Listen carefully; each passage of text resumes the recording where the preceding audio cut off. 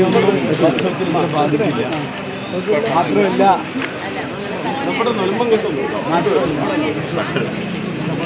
അമൃത വയ്ക്കാത്തോ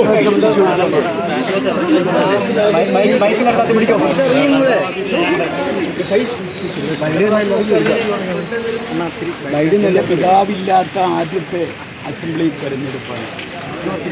സാധാരണ എല്ലാ തെരഞ്ഞെടുപ്പുകളിലും എൻ്റെ പിതാവിൻ്റെ കൂടെയാണ് ഞങ്ങൾ കുടുംബസമേതം വരുന്നത്. അത് അദ്ദേഹത്തിന് നിർബന്ധമായിരുന്നു.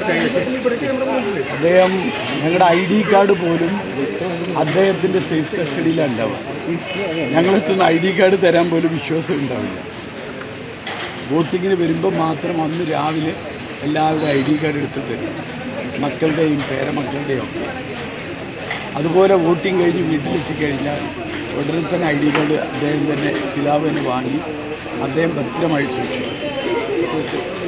ഞാനൊക്കെ ID കാർഡ് ചോദിച്ചാൽ എന്നോട് പറഞ്ഞു, എനിക്ക് ID ആധാറും ഇൻകം ടാക്സും അതേപോലെ ലൈസൻസും ഒക്കെ ഉണ്ടല്ലോ, ഇത് വോട്ട് ചെയ്യാൻ മാത്രം മതി, ഇതിവിടെ ഇരുന്നോട്ടെ എന്ന് പറഞ്ഞു. അങ്ങനെയാണ് ഇന്ന് എൻ്റെ പിതാവില്ലാത്ത ആദ്യത്തെ ഒരു അസംബ്ലി തെരഞ്ഞെടുപ്പാകുമ്പോൾ സാധാരണ പിതാവിൻ്റെ കൂടെ വന്നിട്ടാണ് വോട്ട് ചെയ്യാറുള്ള കുടുംബസഭ. അതിൻ്റെ ഒരു പ്രയാസമുണ്ട്. എന്തൊക്കെയായാലും ഒരു നല്ല ഭൂരിപക്ഷത്തിന് ജയിക്കാവുന്ന എല്ലാ സാഹചര്യങ്ങളുമുണ്ട്. ബൂത്തുകളിൽ എന്താണെന്ന് വെച്ചാൽ 59 പുതിയ ബൂത്തുകളാണ് ഉണ്ടായത്. 59 പുതിയ ബൂത്ത്. നേരത്തെ 204ആയിരുന്നു. 59. സാധാരണ ഓരോ വർഷം ബൂത്തിൻ്റെ എണ്ണം വർദ്ധിപ്പിക്കുമ്പോൾ ഒരു 5 ബൂത്ത് അല്ലെങ്കിൽ ഒരു 6 ബൂത്ത് ഇങ്ങനെയാണ് ഓരോ വർഷം വർദ്ധിപ്പിക്കാവുന്ന തെരഞ്ഞെടുപ്പ്. ഇത് നേരെ മറിച്ച് 59 ബൂത്ത് വർദ്ധിച്ചതുകൊണ്ട് ബൂത്തുകളിൽ വോട്ടുകളുടെ എണ്ണം കുറഞ്ഞു. അപ്പോൾ സ്വാഭാവികമായിട്ട് വലിയ നീണ്ട ക്യൂയുടെ ആവശ്യമില്ല. ആർക്കും വോട്ട് ചെയ്ത് പോകാവുന്ന ഒരു അന്തരീക്ഷം.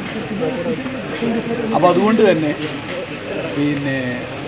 പോളിംഗ് ശതമാനത്തെ ബാധിക്കില്ല എന്ന് തന്നെയാണ് വിശ്വസിക്കുന്നത്. നല്ലൊരു ഭൂരിപക്ഷം വരാനുള്ള എല്ലാ സാധ്യതകളും കാണുന്നുണ്ട്. കാലാവസ്ഥയുടെ പ്രശ്നങ്ങളൊന്നുമില്ല.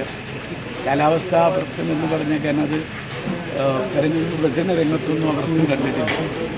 ഈ കോരിച്ചൊരിയുന്ന മഴയത്തും ഒരു കാലത്തുമില്ലാത്ത ആവേശവും ഒരു കാലത്തുമില്ലാത്ത ആൾക്കൂട്ടവുമാണ് UDFിൻ്റെ ഓരോ പരിപാടികളിലും ഉണ്ടായത്.